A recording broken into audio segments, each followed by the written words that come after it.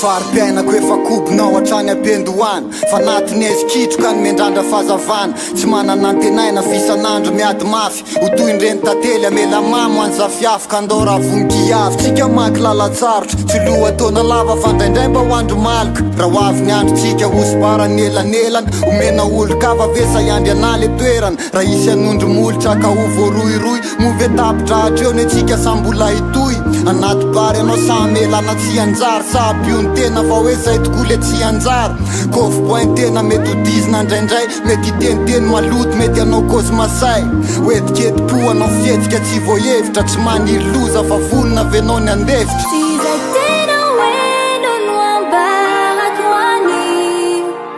Fitsika milaza ny ampoko madio ka fafa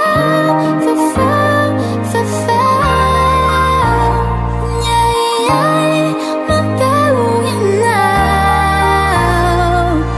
raha ho avy ny andro foana tsisy ny eto apelatanako ho tampona tsisirika zay lalana andehanako moy ianao ve mbola olina mboly antso aho etina sa ho ataonao toy ny fary rehefa matsatso arina raha sanatry ho lavo ka mety ananaklema ianao io ve mbola eo say vady banekena azoko antenaina ve aminao avy rehetrarehetra sa rehefa mandeha ny fotoana iova fo de iova toetra lakalaka ny eto antany ny ambony meto ambany raha akahala manodidina ianao ve mba iandany sa anisan'ireo ikozy hoe aleo hina mifatiny any hitahiriny ratsy vitako maly sy faky maly tsy zany mantsy ho hafa maro reo ny lokaloky tsy naharitra matona kory defa nandamoka tsy maray lamba vo mahita kanga tsaratsara nanadino ny voady zay natao teny amin'ny alitara